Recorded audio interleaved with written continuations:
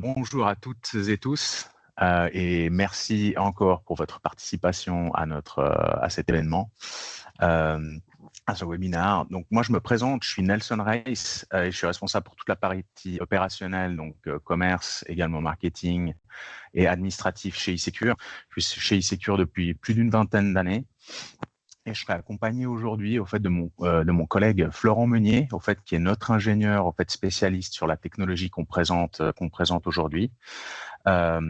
Et donc c'est lui qui réalisera la partie de la présentation justement sur ces aspects de pentest. Comme on attend, comme je vous disais, une cinquantaine de participants, et j'ai vu qu'il y avait des sociétés vraiment très différentes en termes de domaine d'activité, de taille ou même de localisation. Ce qu'on va faire, c'est que nous, de toute façon, cette présentation est vraiment, on va dire, générale. C'est pas une présentation, c'est pas un deep dive technique, hein. Donc, il faut bien prendre ça en considération. On va surtout vous présenter, si vous voulez, les différentes possibilités, enfin les différents problèmes qu'on a rencontrés au long de ces 3 dernières années. Ça fait maintenant 3 ans qu'on réalise ces pentests.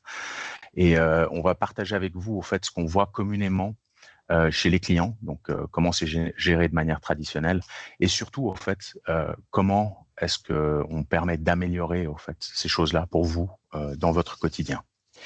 Aussi, comme il y a des gens que nous ne connaissons pas dans l'audience, je ferai une très brève présentation d'eSecure, donc sur un slide pour que vous sachiez aussi qui on est et ce que nous faisons. Donc voilà, je vous propose de démarrer. Donc Florent, tu peux y aller, tu peux me donner le premier slide. Donc en termes de, donc on fera effectivement cette petite introduction et après on passera sur 3 petites actualités cyber. Alors elles sont un peu ciblées suisse parce que la majorité de notre audience est quand même ici en Suisse, mais je suis sûr que chacun d'entre vous voit ce qu'il y a dans la presse tous les matins, donc on n'a pas besoin forcément de vous redonner, on va dire, toutes les informations des actualités cyber, hein. Ça se fait tout seul tous les jours. Donc nous, on va effectivement s'atteler à vous démontrer les problèmes qu'on a aujourd'hui dans la manière de gérer tout cet aspect de vulnérabilité et comment est-ce que on corrige ces choses. Et puis derrière, je reviendrai moi à la fin de la présentation pour vous parler des services que nous proposons. Donc tout d'abord le service pour tester la solution, et puis également les services après pour acquérir le service sur 2 modes qu'on a pour fonctionner. Et à la fin, on a aussi aujourd'hui le plaisir d'accueillir un de nos clients de longue date, hein, qui faisait partie vraiment des tout premiers qui nous a suivis, qui est Wilfred Gander, du Geneva Graduate Institute ici à Genève, et il aura la possibilité de partager avec vous quelques mots sur son utilisation quotidienne et puis ce qu'il a vu au fur et à mesure du temps avec la solution. Voilà, tu peux passer à la suite, Florent. Okay. Alors pour eSecure, donc nous sommes des experts cybersécurité, donc depuis plus de 25 ans. Notre société est basée à Genève, mais nous avons une succursale à Lugano que nous avons ouvert il y a à peu près 2 ans de ça. Nous sommes une équipe de 25 personnes et nous avons commencé il y a plus de 4 ans, donc j'ai même 5 ans, à proposer des services managés. Avant, nous étions reconnus comme un intégrateur de solutions de sécurité, mais on a essayé de passer plutôt dans le mode service managé pour permettre aux clients d'avoir des solutions clés en main où les coûts sont identifiés, enfin tout est identifié, il n'y a pas de point d'ombre. Nous faisons notamment tout ce qui est protection endpoint. Ça c'est le premier managed service que nous avons lancé, donc tout ce qui est antivirus et EDR, également du firewall. On parle aujourd'hui de la partie pen testing. Il y en a d'autres. Je ne vais pas m'étendre sur tout ce que nous faisons. Si vous avez des questions par rapport à des choses que l'on ferait, n'hésitez pas à nous contacter. Si on ne fait pas, on vous dira clairement qu'on ne fait pas et on vous mettra peut-être même en contact avec des confrères qui, eux, seront, on va dire, plus à même de faire que nous sur certains des points. Donc, n'hésitez pas. Et puis, également dans l'équipe, donc dans ces 25 personnes, nous avons vraiment une partie aussi assez importante qui est la partie risque, qui nous permet aujourd'hui d'évaluer, permet à nos clients de pouvoir évaluer quelles sont les priorités à traiter en termes de cybersécurité. Donc, j'ai mentionné là le cyberdiagnostic. Ça, c'est vraiment en fait un diagnostic très court. Donc, c'est pas des choses qui se font sur des mois et des mois, comme on peut l'avoir, on va dire, avec les grosses sociétés d'audit. Nous, on réalise vraiment un audit, on va dire, très pragmatique sur les choses qui peuvent être juste business critical, et on s'attelle vraiment à ça. Et puis également, sachez que nous avons en fait une académie, donc nous formons en fait les gens pour le passage du brevet fédéral de cybersécurité ici en Suisse, et on lance également les formations pour la partie pour du brevet fédéral de IA spécialiste, si jamais. Donc ça, c'est en train de démarrer également. Donc si vous avez des besoins en formation dans ces domaines, cybersécurité ou IA, n'hésitez pas non plus à revenir vers nous. Florent, Ok. pour ma part, j'ai fait le tour, donc je te passe la main et je te laisse démarrer. Parfait, merci Nelson. Donc, le but aujourd'hui, ça va être de revoir un petit peu globalement quel est le contexte actuel de tout ce qui est lié plus ou moins à votre sécurité, lié à du pentest en particulier. Donc, la première chose, tout bêtement, c'est de voir un petit peu ce qui se passe actuellement dans les derniers mois, dernières années, quelles sont un petit peu les tendances. Ce qu'on constate, c'est qu'en fait, actuellement, n'importe quelle entreprise ou collectivité peut être cible d'une attaque, ce qui n'était pas réellement le cas il y a vraiment longtemps, mais là vraiment depuis quelques années, on voit par exemple il y a l'année dernière la commune de Villars-sur-Glâne qui a été attaquée avec une intrusion qui s'est faite depuis l'extérieur et qui a rendu tous les systèmes inopérationnels pendant environ une semaine, ce qui fait que la commune est complètement paralysée pendant toute cette durée-là. Donc les attaquants n'hésitent pas à cibler n'importe quel type d'entreprise. C'est plus forcément Rolex ou Swisscom qui vont être attaqués, mais vraiment même des sociétés. Vous êtes 10 utilisateurs, vous pouvez être une cible d'un attaquant. Ce qu'on constate aussi, c'est des groupes d'attaquants qui ciblent globalement tout le pays. Typiquement, on a une recrudescence de crypto-lockers qui sont utilisés par le groupe Akira. Ça, c'est ce qu'on a vu par exemple chez un des clients d'un de nos des prestataires de services chez qui on vend le service, qui avait déjà détecté certaines vulnérabilités grâce à notre service. Le client n'a jamais voulu mettre en place les correctifs et ils se sont fait attaquer, entre autres, avec le groupe Akira. Donc, c'est des choses qu'on constate réellement chez les clients. Et autre chose aussi à savoir, c'est que donc l'OFCS, donc l'Office fédéral de la cybersécurité, a remonté sur les 6 derniers mois 164 attaques sur tout ce qui va être environnement critique, donc des barrages, des hôpitaux, donc des éléments qui sont essentiels au bon déroulement du fonctionnement de la société. Et on se rend compte que c'est pas forcément un type d'attaque en plus qui va cibler ces éléments-là. Là, on s'est rendu compte que du DDoS, du piratage, ransomware, ils sont plus ou moins entre 10 et une vingtaine de pourcents, donc ils sont assez bien étalés. Ce qui fait que vous devez vous protéger de vraiment différents types d'attaques et pas juste je veux me protéger du ransomware et j'ai largement fait ce qu'il faut. Non, malheureusement, il faut être capable de se protéger de tout type d'attaque depuis l'extérieur ou depuis l'intérieur. Un point également qu'on va aborder, comme tout le monde n'est pas forcément purement technique, on parle souvent de faire des pentests, mais qu'est-ce que c'est réellement de faire un pentest? En fait, le but, ça va être de simuler une attaque, mais pas dans le sens on va simuler, on va juste voir s'il existe des failles, c'est on va exploiter des failles qui existent dans votre environnement. Que ce soit pour rendre inopérants certains systèmes, que ce soit pour essayer juste de faire de la découverte dans votre environnement, de savoir que vous utilisiez par exemple des firewalls, Palo Alto, du Fortinet ou peu importe, ça va permettre aussi d'orienter les attaques qu'on va effectuer. Donc on va essayer de faire un maximum de choses pour identifier ce qui vous caractérise, qu'est-ce qui est un risque chez vous et comment est-ce qu'on peut exploiter également du mouvement latéral. C'est pas parce qu'on arrive à trouver des informations sur une machine qu'on va s'arrêter sur cette machine-là. On va essayer de trouver des informations, de rebondir sur des serveurs et d'essayer de trouver un maximum de choses qui pourraient être utiles à un attaquant au final pour vous attaquer. Donc vraiment le but c'est de vous identifier, de vous attaquer et de voir ce qui pourrait vous paralyser ou ce qui ce qu'on pourrait vous piquer tout bêtement, comme données qui pourraient être sensibles. Donc c'est toutes ces simulations d'attaque qu'on va essayer de réaliser chez vous avec un pen test. Donc je dis on dans le sens, c'est vraiment générique, que ce soit nous ou n'importe quelle société. Ensuite, jusqu'à présent, en fait, on avait tendance à avoir deux types de protection en fait contre les vulnérabilités. La première chose, c'est des pentests réalisés par des personnes donc humaines, mais qui ont certaines en fait limitations. Typiquement, la première chose, c'est qu'en général, quand vous allez commander un pentest, vous allez le faire sur une zone très définie.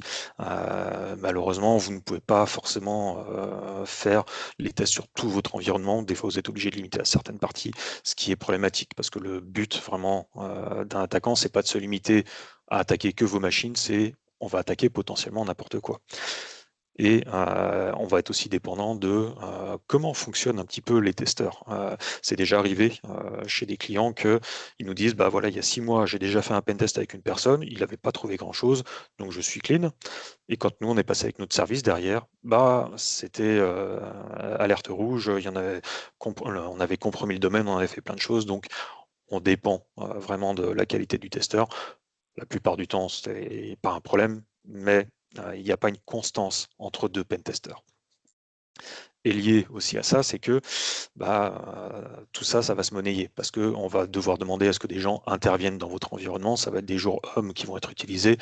Donc, la tendance en général sur des pentests, c'est souvent entre 5 000 et 15 000 francs, par exemple, pour une certaine zone spécifique. Donc, ça a un certain coût également qui vient avec ça, ce qui fait qu'on ne peut pas vraiment faire du pentest régulier.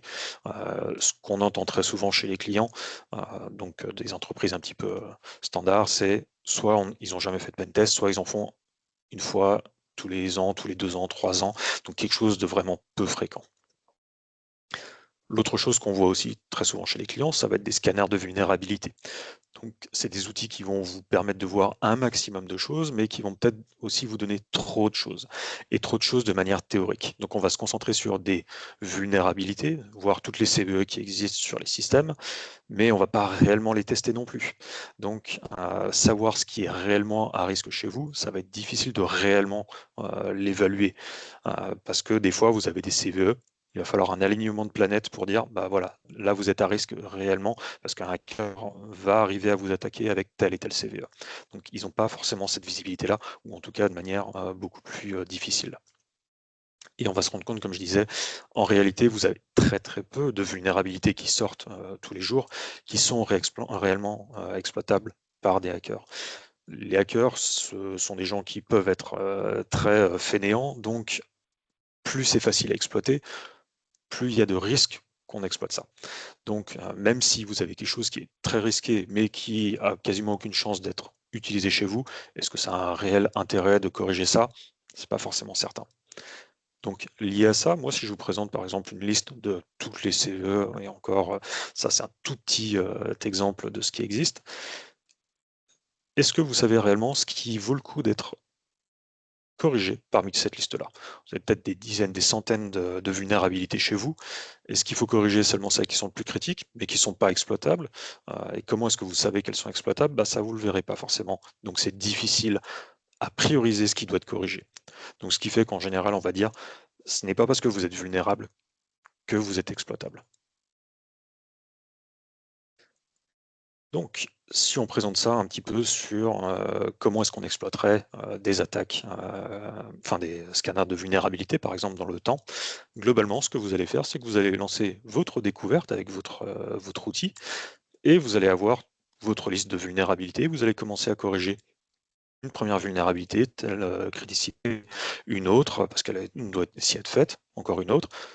Vous allez refaire une découverte, mais vous avez quand même dans votre backlog encore des choses à corriger et vous avez des nouvelles choses qui sont détectées. Ce qui fait que vous avez de plus en plus de vulnérabilités et à la fin vous vous retrouvez avec beaucoup trop de vulnérabilités à corriger. Et savoir réellement ce que vous devez corriger, bah, bonne chance. Est-ce que ça vaut le coup de tout, est-ce que ça vaut le coup de tout corriger? C'est pas certain. On a des retours de certains clients, en particulier les environnements bancaires, La sécurité dit, bah voilà, tout ce qui est un score supérieur à 7, vous devez corriger. C'est pas la peine de réfléchir, vous corrigez. Mais le problème, c'est que vous allez prendre beaucoup de temps à corriger pour quelque chose qui n'a pas forcément d'intérêt derrière, réellement, dans certains cas. Donc, c'est très consommateur de temps. Et il faut les ressources à mettre à disposition pour juste faire ça. Donc, c'est difficilement ou c'est mal exploitable. Donc, vous perdez du temps. Ensuite, on a la même chose avec du pentest classique, traditionnel. L'intérêt, vous allez pouvoir tester des choses très précises, potentiellement très poussées, et vous allez corriger ces choses. Et des fois, même dans certains cas, on se retrouve avec, bah voilà, vous avez des vulnérabilités, mais débrouillez-vous pour tout ce qui est correctif. On vous dit même pas comment le faire. On l'a déjà vu chez certains clients. Le problème, c'est que comme ça a un certain coût de faire ces pentests-là, la disponibilité de la personne n'est pas forcément acquise, bah, vous allez vous retrouver avec de grandes périodes où vous allez faire juste vos corrections et vous n'allez pas revalider les tests ou refaire de pentest. Et la prochaine séance que vous allez utiliser pour faire vos pentests, c'est peut-être dans certains mois plus tard ou années plus tard si vous en refaites. Donc vous avez une très grande période où bah, vous ne savez pas ce qui se passe au milieu. Et ça va durer, enfin ça va dépendre aussi de votre maturité. Est-ce que et de votre également de, de votre budget, est-ce que vous êtes capable de mettre ce qu'il faut pour faire ça régulièrement? Si c'est pas le cas, bah, vous ne savez pas ce qui se passe au milieu. Vous pouvez être attaqué, vous n'en saurez peut-être rien avant le prochain test. Donc là aussi, un grand risque. Donc nous, ce qu'on va apporter avec notre solution de pentest autonome, c'est un maximum de réponses à ces problèmes-là. Donc le but, ça va être de faire des tests fréquemment, que ça soit également accessible à toutes les entreprises et à n'importe qui. Là, actuellement, quand vous voulez faire du pentest, vous dépendez de quelqu'un, typiquement.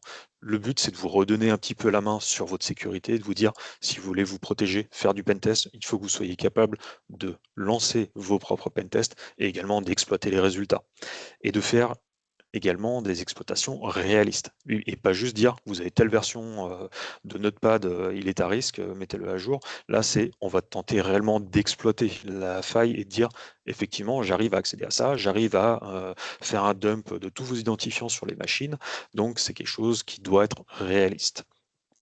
Le but derrière pour vous, ça va être de regagner donc le contrôle sur toutes vos parties sécurité et également de gagner du temps parce que vous n'aurez pas forcément une personne qui va être dédiée à faire que de la sécurité. Ça arrive assez régulièrement chez des clients que ce soit des personnes qui ne sont pas du tout orientées sécurité pour traiter ça.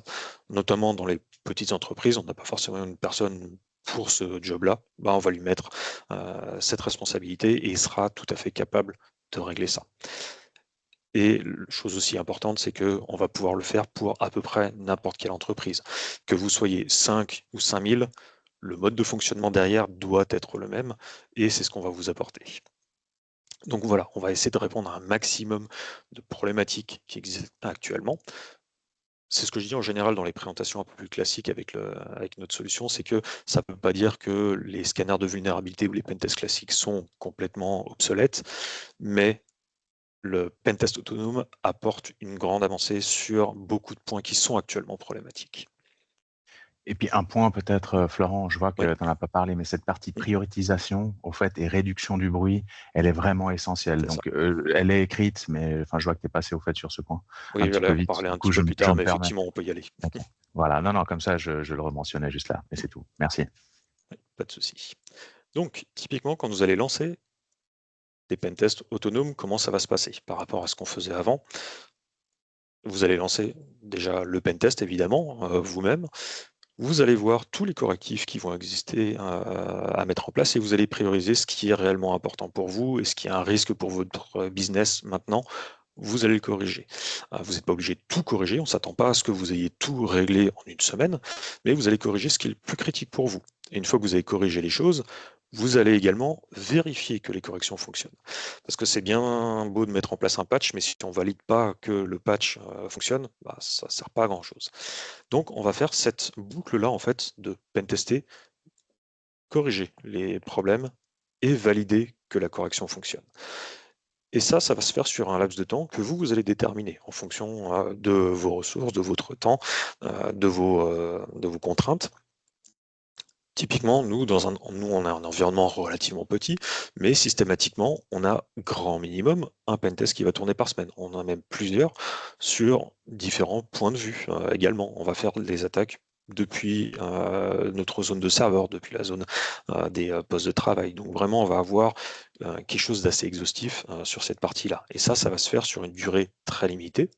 Et une fois que vous aurez commencé à corriger des choses, vous allez corriger ce qui est ensuite un petit peu moins problématique pour vous, jusqu'à ce que vous ayez des tendances où on va faire cette boucle-là et qu'on ait le moins de choses possible à devoir corriger. Donc le but pour vous, c'est de vous faire gagner du temps sur ce qui est critique, ce qui est important pour votre business, tout en augmentant la sécurité liée à ça pour améliorer votre posture. Donc on va avoir tendance à dire également, il y a des niveaux de maturité liés à cette partie. Ah non, pardon, excusez-moi, j'ai inversé les slides maintenant. Alors, pour la partie également, pourquoi est-ce que vous devez tester régulièrement? Parce que je dis c'est important de le faire, mais pourquoi réellement il faut le faire? C'est qu'en fait, on se rend compte que là actuellement, on sait qu'il y a telle et telle, par exemple, CVE qui existe, mais demain, il y en a peut-être une nouvelle. Donc, on a besoin de refaire ces tests régulièrement avec les nouvelles vulnérabilités qui sont découvertes, les nouveaux tests qui sont mis à disposition. Également, vous, dans votre environnement, le système est quelque chose de vivant.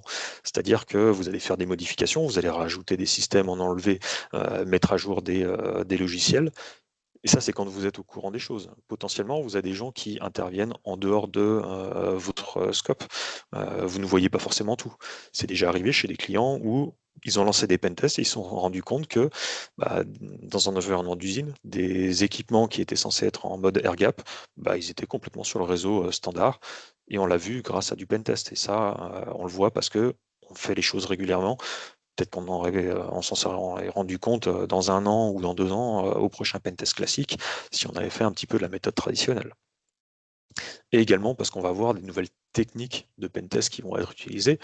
C'est pas parce que voilà, le service existe à un instant T qu'il ne va pas évoluer. On va avoir de nouveaux moyens de détection pour voir qu'est-ce qui peut être à risque chez vous ou vous mettre en avant des choses qui sont importantes pour vous. Donc vraiment, le but, c'est d'avoir une visibilité sur ce qui change chez vous, ce qui risque de changer chez vous, pour avoir le moins de zones d'ombre et corriger le plus vite possible ce qui doit l'être. Donc tout ça, ça nous amène sur ce que je disais auparavant, c'est le niveau de maturité.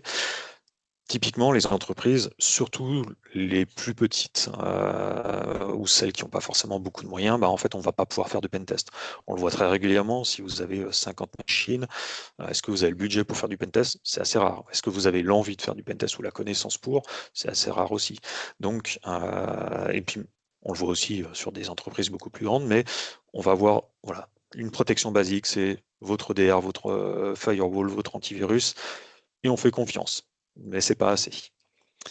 Donc ensuite, on va avoir un niveau supérieur, on va dire j'ai déjà fait du pentest, j'ai éventuellement un scanner de vulnérabilité. Donc j'ai quelque chose qui existe, mais ça dépend encore d'action, il y a des latences, donc c'est bien, mais ça n'est pas parfait.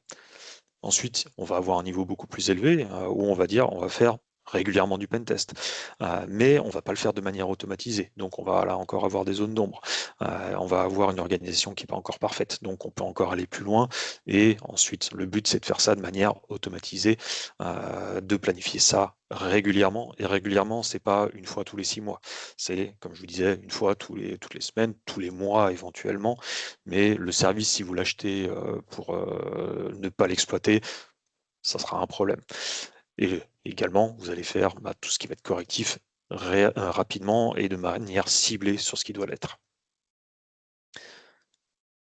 Donc voilà un petit peu comment on va évoluer là-dessus. Et derrière, comme je vous disais, qui va réellement exploiter ces solutions-là? En fait, c'est potentiellement n'importe qui.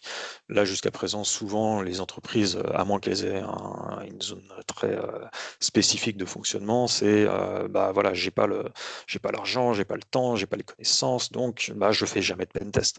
Et ça, on en voit très souvent parmi les 150 ou 200 POC de solutions qu'on a fait. Je pense qu'il y a au moins les 2 tiers des entreprises qui n'ont jamais fait de POC, jamais fait de pentest. Donc là, avec la solution, on vous met la possibilité de réaliser ça. Que vous soyez à 10 machines, que vous soyez à 5000, comme je vous disais, la mécanique de fonctionnement va être la même derrière. Vous aurez également les mêmes types de résultats. On ne va pas faire en fonction de votre système des résultats différents. On lance les tests, quel que soit le nombre de systèmes que vous avez, on aura les résultats qui seront de manière, on va dire, assez identique, les mêmes. Ensuite, vous aurez également, comme je vous disais, quelque chose qui sera exploitable par n'importe qui. Vous n'avez pas besoin d'être en permanence sur le produit, vous n'avez pas besoin d'avoir des connaissances particulières sur l'IT en sécurité. N'importe quel utilisateur, ou en tout cas profil de l'IT, pourra exploiter la solution. Et ça, c'est important, ça vous redonne la main sur votre sécurité. Et également, il faut que ça soit accessible, parce que c'est bien d'avoir une solution qui fonctionne bien, mais si vous devez payer 100 000 francs par pentest, il n'y a aucun intérêt. Là, le but, ça va être de faire quelque chose qui soit accessible à n'importe qui. On se rend compte que par rapport à du pentest classique, on est dans des prix qui sont très souvent inférieurs, et pour autant, vous allez faire du pentest potentiellement régulièrement. Donc c'est vraiment ce point-là qui est aussi important, c'est que ce soit abordable pour tout type d'entreprise. La solution qu'on apporte avec la partie Serenity Pentest, elle est basée sur une solution qu'on appelle Note 0, qui permet d'avoir différents types de pentest. Donc que vous vouliez faire du pentest en interne, en externe, on peut pentester votre AD, voire se baser sur des campagnes de phishing que vous faites. On va essayer de piquer les identifiants des gens qui se font compromettre par ces campagnes-là et vous attaquer avec ces identifiants. Donc on a vraiment différents types d'actions qu'on est capable de faire chez vous. On va le faire évidemment fréquemment, et c'est vous qui choisissez la fréquence. Si vous orchestrez tous vos pentests en interne, vous êtes maître de la solution si vous le souhaitez. Et comme je vous disais, le but c'est que ça soit facile à exploiter, que ce soit pour lancer les pentests ou lire les résultats, et vous aurez toutes les solutions qui seront nécessaires à corriger. Le but, c'est pas de vous dire vous avez tant de problèmes, débrouillez-vous, c'est vous avez tant de problèmes, il y a tant de solutions qui viennent avec. Et chose importante, c'est que les tests qui sont réalisés avec cette solution-là, c'est quelque chose de réaliste.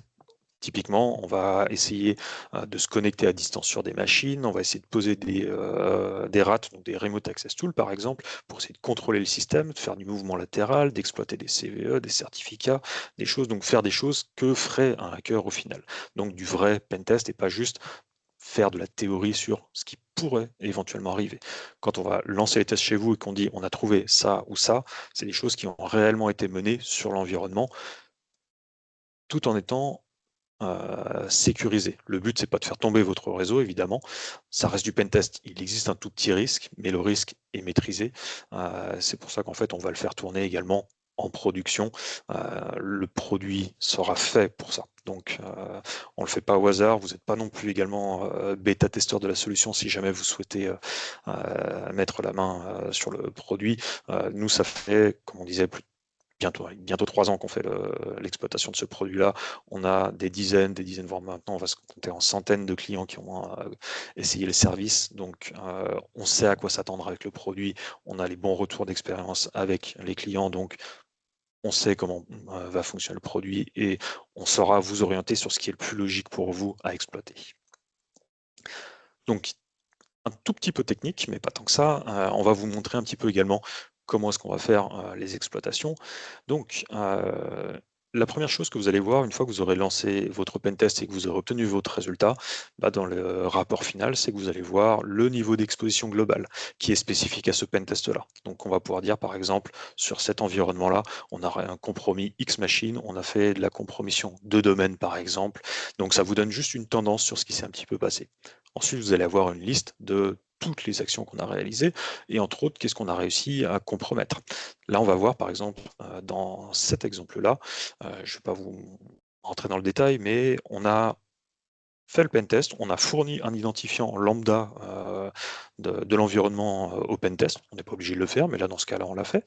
Donc, on a simulé que quelqu'un a perdu son identifiant.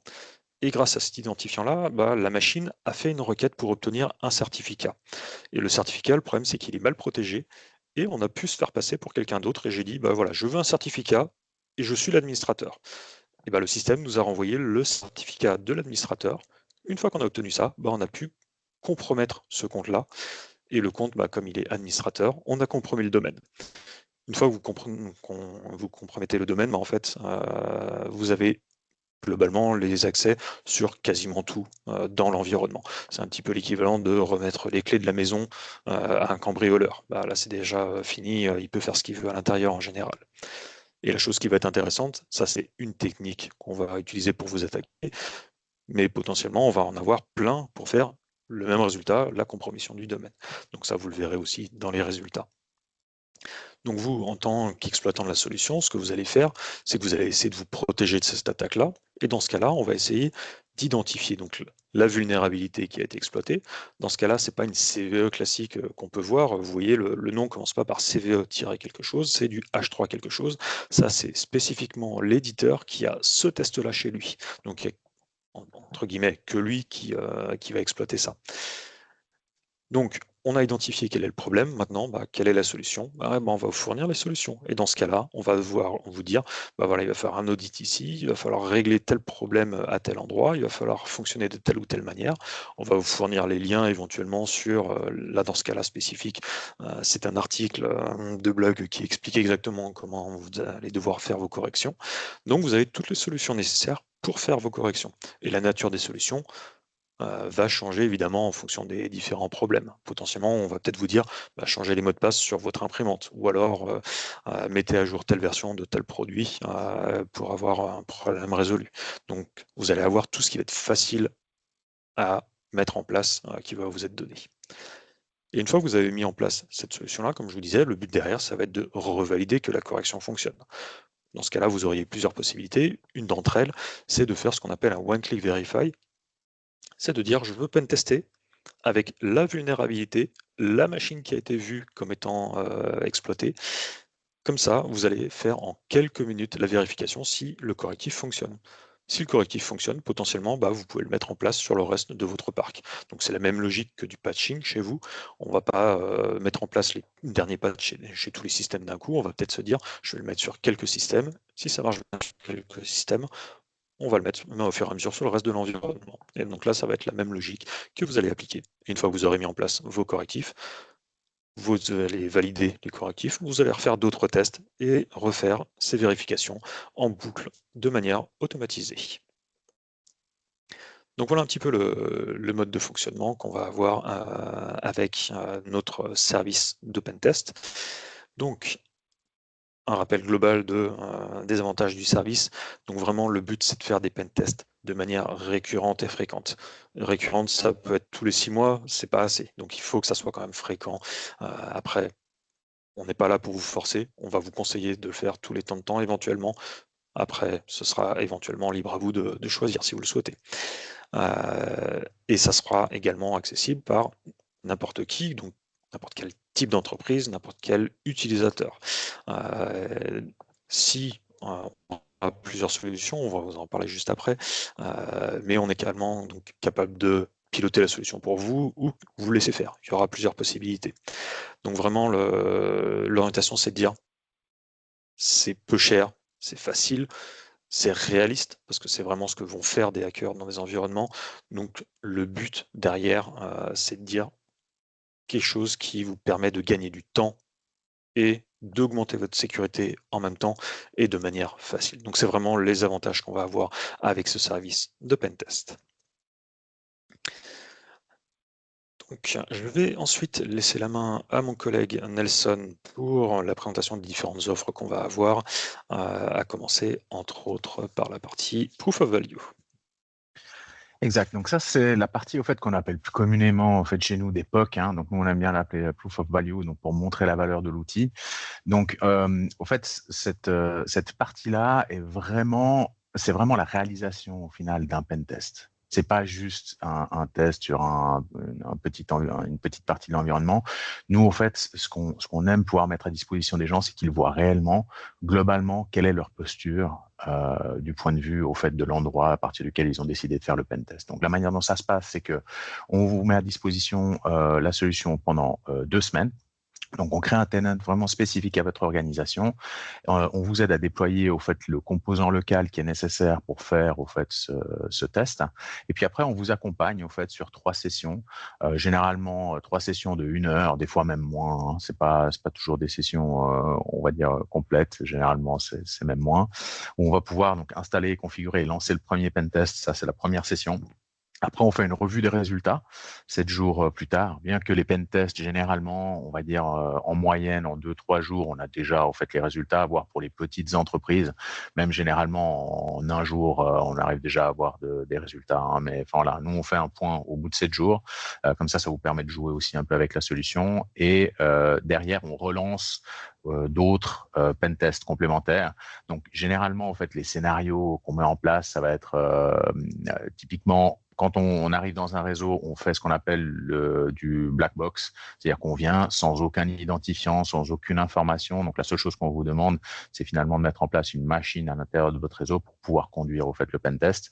Et puis généralement, si ces résultats-là sont bons, donc généralement pour les entreprises qui ont déjà un niveau de maturité, on va dire un peu plus élevé que celles qui ne mettent pas de solution, on va dire en place, et du coup, on va pouvoir au fait passer dans un deuxième mode, typiquement avec des modes authentifiés, comme l'a montré mon collègue tout à l'heure, où on va dire, on crée un utilisateur qui n'a pas de droit spécifique, c'est pas un administrateur, hein, c'est un domain user, et puis avec ce compte-là, qu'est-ce qu'on arrive à faire? Donc en gros, ça crée des scénarios un peu différents, hein, et on a la possibilité de conduire ces tests.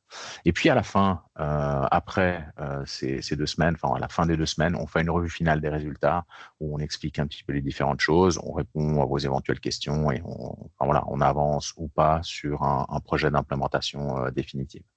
Il y a également en fait à la fin, donc dans la solution, on peut au fait extraire les informations, extraire les rapports. On utilise très souvent en fait ces rapports pour pouvoir permettre aux responsables informatiques ou aux responsables sécurité au fait de justifier les budgets aussi auprès de leur direction. Cette solution-là permet vraiment de vous donner un état des lieux concret au fait de ce qu'il y a dans votre infrastructure. Voilà, ça c'est pour le proof of value.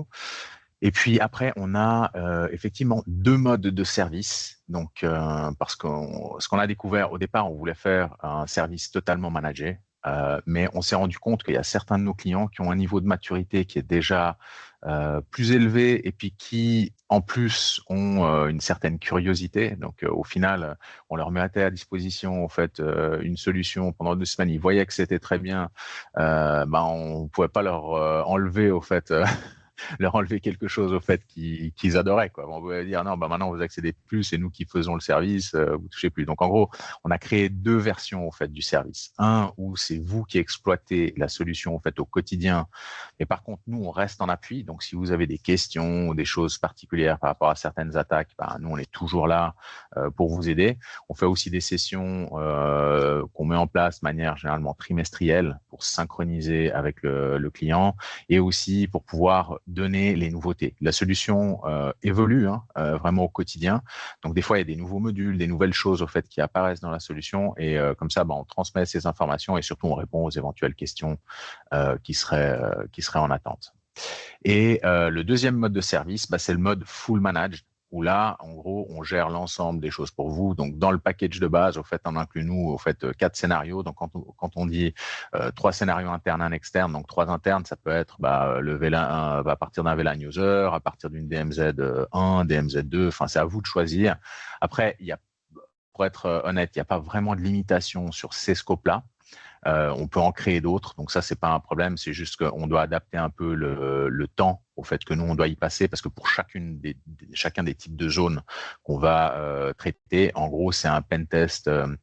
C'est des pentests uniques et derrière, il y a comme une analyse sur chacune des zones qui devra être faite. Mais voilà, globalement, vous n'êtes pas limité sur le nombre de zones et le nombre de choses au fait à couvrir. Hein. Après, on planifie effectivement des sessions de pentesting. On dit aux gens à quel moment au fait on lance les pentests et on fait également des débriefings mensuels. Et ce que nous on envoie au fait à nos clients, justement pour pas, on va dire, les surcharger de rapports de 10, 15, 20 pages, au fait, que personne ne va jamais lire, c'est que nous, on fait un retour email avec uniquement les quelques éléments qui sont les éléments principaux à remédier, qui sont une priorité, donc qui sont un risque pour le business. Et ça, c'est vraiment, pour toujours dans cette optique de réduction du bruit, c'est ce qu'on a trouvé, on va dire, de plus efficace. Et puis voilà, après, le pen testing se passe de manière automatique, de manière générale, et la solution se met à jour. On a aussi un alerting qui se fait. Donc là, on a mentionné le mode type rapid response. Donc ça, c'est la partie où des vulnérabilités peuvent être au fait identifiées avant même qu'elles soient communiquées publiquement. Et ça peut arriver même, on parlait tout à l'heure de Palo Alto ou de Fortinet. Il y a pas mal de solutions qui sont utilisées de manière globale au niveau mondial. Et s'il y a une vulnérabilité, c'est relativement critique parce qu'elle est exploitable chez beaucoup de monde. Ça, au fait, c'est ce que couvre effectivement aussi la solution, en vous permettant, avant même que ces vulnérabilités ne soient annoncées, généralement par des CISA-KEV ou des CVE, si c'est des CVE simples, vous pourrez au fait lancer ces tests et voir si vous êtes impacté ou non au fait par ces menaces avant qu'elles ne débarquent. Voilà, donc ça, c'est vraiment les deux modes de service qu'on peut opérer. Un point qui est important, le licensing se passe au fait par asset. Alors, l'asset, ce qu'on va faire pour simplifier, je vais vous dire que c'est par IP. Mais en gros, si vous avez une IP qui est accessible depuis 3 réseaux différents, ça va pas compter 3 IP, ça compte un asset. Je vous le résume juste comme ça pour pas que ce soit trop complexe à expliquer, mais de toute façon, si vous avez au fait des questions et que vous voulez voir, on va dire plus en détail techniquement la solution, c'est volontiers qu'on planifie au fait des sessions individuelles pour les gens qui sont intéressés pour vous présenter techniquement et dans le détail la solution. Voilà, je pense que c'était tout bon. Je sais pas, Florent, il y avait encore Et oui. partie. Un Ah oui, dernier et point de oui, et oui, et témoignage. oui, Oui, et oui, et oui, et oui. Le meilleur pour la fin. Donc, exact. on a, donc comme je vous ai parmi nous, Wilfred Grander, qui est responsable infrastructure au Geneva Graduate Institute. Donc, Wilfred, je te cède la parole. Peut-être tu peux partager quelques mots. Le but, c'était de le faire un peu informel. C'était pas de faire des choses très carrées. Donc, je te laisse partager un peu ton expérience de la solution depuis maintenant, presque 3 ans, plus de 2 ans, Ouais, 2 ans et c'est demi. ça. Exact. À toi. Merci, bonjour à toutes et tous aussi. Je vais essayer en quelques minutes un peu de vous présenter la manière dont on utilise la solution, la plateforme Horizon au Geneva Graduate Institute. Et je vous donnerai aussi un petit exemple de faille qui a été détectée avec cet outil. Donc, Florent l'a bien expliqué au début, en fait, comment ce qu'on faisait avant. On faisait probablement un peu comme tout le monde, on faisait des tests de pénétration réguliers, 1 à 2 fois par année avec des sociétés externes. Et puis, on avait effectivement cette problématique du gap assez important entre 2 tests, en fait, et puis pas vraiment la possibilité de vérifier ce qu'on faisait. Donc ça, voilà. Puis en plus de ça, certaines modifications prenaient du temps quand on fait ces pentests. Donc on est très focus sur le pentest quand on reçoit les résultats.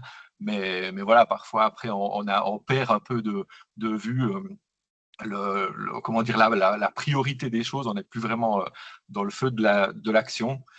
Donc ça, voilà, c'était avant. Donc comme Nelson l'a dit, on utilise la plateforme à peu près depuis fin 2023.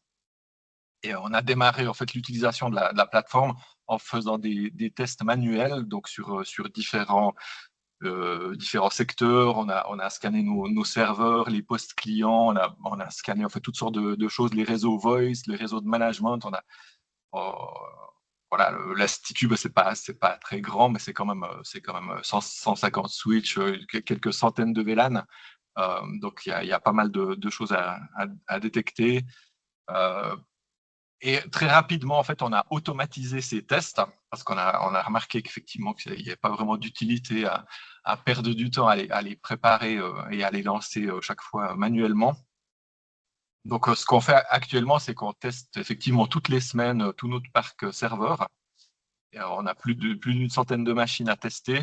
Et pour ça, on fonctionne en fait avec 3 petits runners. En fait, c'est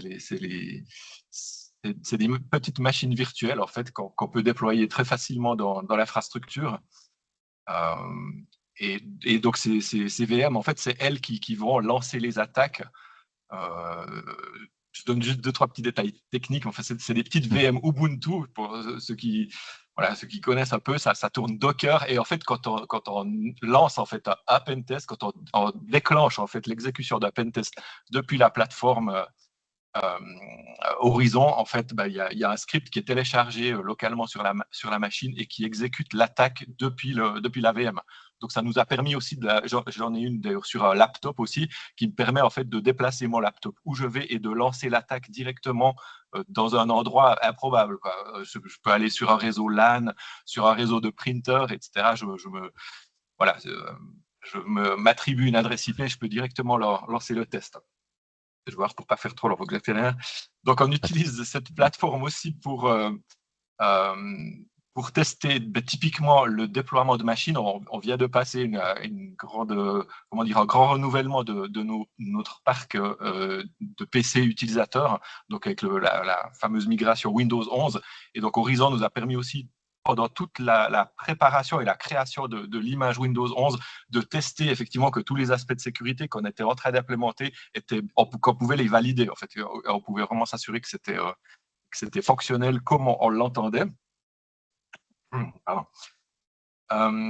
Nelson a parlé de la fonction Rapid Response. En fait, c'est quelque chose qui est effectivement très utile. C'est cette faculté de pouvoir en fait lancer un test, de vérifier un exploit sur un produit sans qu'on doive aller chercher soi-même l'exploit, configurer soi-même une Kali avec les exploits et les bonnes versions de Python et tout ce qu'on veut pour en fait monter un vrai exploit. Là, avec la fonction Rapid Response, c'est plus ou moins un clic et on peut tester si la plateforme est vulnérable ou pas. On l'a utilisé très récemment d'ailleurs pour même la semaine passée sur la fameuse faille Telnet qui date de plus de 10 ans. On savait déjà qu'on n'avait pas de Telnet, qu'on fait plus de tournées de serveurs Telnet, mais ça valait quand même toujours la peine de lancer un scan juste pour s'assurer qu'il n'y a plus rien. Et effectivement, on l'a déjà mentionné, mais de tester par exemple les dernières failles sur du Forti, sur des Cisco, sur du Palo Alto, c'est vraiment assez facile et ça permet en quelques heures, je dirais, d'avoir une réponse claire, un rapport détaillé, si oui ou non la faille elle est exploitable ou pas. Pas seulement si on a des failles, mais effectivement, c'est comme Florian en parlait tout à l'heure. Une autre fonctionnalité intéressante, c'est la comparaison des pentests. Donc, c'est très basique, mais de pouvoir comparer en fait le pentest de dimanche ou de la semaine passée avec celui d'il y a un mois et d'avoir juste un résultat très succinct avec qu'est-ce qui a été ajouté, qu'est-ce qui a été supprimé, qu'est-ce qui est pareil. C'est en un coup d'œil, je veux dire, on peut vraiment voir très très rapidement ce qui a changé, si quelque chose a changé en fait. Là, je peux vous parler très, très rapidement d'une petite faille qui a été détectée. Donc, c'était quelques mois avant de mettre la solution Horizon en place chez Graduate Institute, on a lancé un test qui a effectivement déterminé qu'il y avait une faille de sécurité critique dans un logiciel d'impression qui s'appelait Papercut. En fait, c'est comme ça, c'est un logiciel qui nous permet de gérer tous les copieurs de toute la maison. Et donc, à l'époque, nous avions déployé le correctif et on s'est inscrit sur la liste de distribution pour les alertes de sécurité du produit. Et donc, on pensait que tout allait bien. Et ensuite, Nelson est arrivé avec Horizon. On a donc lancé le système, on l'a mis en place et on a remarqué en fait que Horizon nous a indiqué que la faille était toujours présente dans le produit.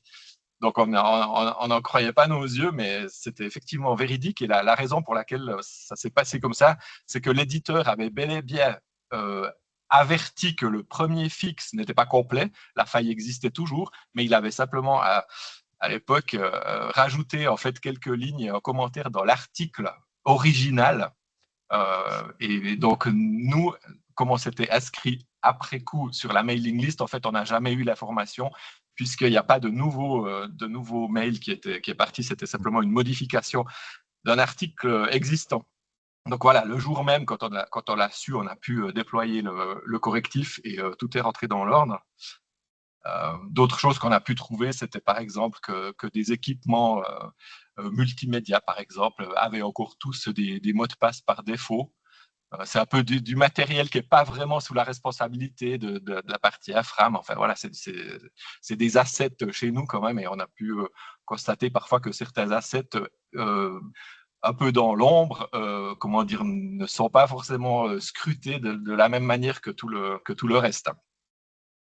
Donc, pour résumer, je dirais qu'au début, quand on installe la solution Horizon, il y a beaucoup de choses qui sortent. En fait, il y a énormément de choses. Voilà, c'est tous les aspects. Ça peut être au niveau de l'infra, du réseau, des configurations. Ça peut remettre en cause parfois même certains designs qu'on a fait. Mais dès qu'on réalise en fait plusieurs tests et qu'on corrige, en fait, il y a au bout de relativement peu de temps, en fait, très peu d'alertes. Chez nous actuellement, j'avoue, c'est très calme en fait.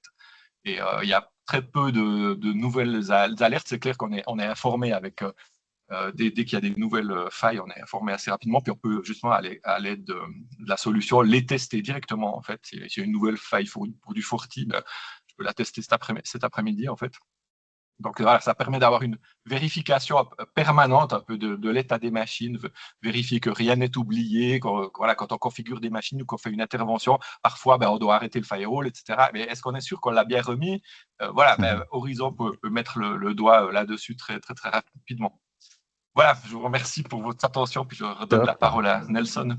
Ouais, merci beaucoup en tout cas pour ton témoignage, Wilfred. Et puis moi, ce que je vais faire, juste en guise de conclusion, je ne vais pas être exhaustif, mais je vais juste vraiment résumer juste les 2 points principaux qui sont vraiment importants en fait à retenir avec cette solution. Et je pense que, et le témoignage de Wilfred et ce qu'a présenté Florent, mon collègue Florent tout à l'heure. La première chose, c'est vraiment cette réduction du bruit qui aujourd'hui vous permet de vous focaliser sur les choses qui sont vraiment importantes à corriger tout de suite. Et puis après, comme disait Wilfred, au départ, on peut avoir par exemple 10, 15, 20 choses qui sont dites critiques. Si s'il y avait des choses effectivement qui n'étaient pas en ordre. Mais à partir du moment où on commence à les fixer, on les réduit. De 10, on va passer à 5, à 2, puis après, il y en aura peut-être plus pendant un moment et on n'aura plus qu'à traiter les choses au cours et au fil du temps. Donc ça, c'est vraiment, je pense, au niveau opérationnel et au niveau engagement de ressources, c'est super parce qu'on n'a pas besoin en fait de systématiquement mettre des gens à corriger et à patcher au fait absolument toutes les CVE qui existent sur le marché. Une chose aussi qui est importante, et Wilfred l'a dit, c'est qu'on ne parle pas uniquement de vulnérabilité et de CVE, il y a également tous les aspects de configuration. On va aussi vous donner au fait une information sur quelles sont les données au fait accessibles. Par exemple, même quand on est en mode black box, je vais dire même en mode black box sans aucun compte, j'arrive à accéder au fait à X centaines de répertoires avec X dizaines de milliers de fichiers. Enfin, on va pouvoir aller vraiment plus loin que juste cet aspect tourné autour des vulnérabilités au sens commun du terme. Hein. Donc ça, c'est vraiment le point 1. Et puis le deuxième point, qui est vraiment au fait aussi différent de ce qu'on connaît aujourd'hui, c'est que quand on fait au fait un test, c'est un test au fait exhaustif au sens où c'est pas au moment où on trouve au fait un chemin d'attaque, on va pas s'arrêter.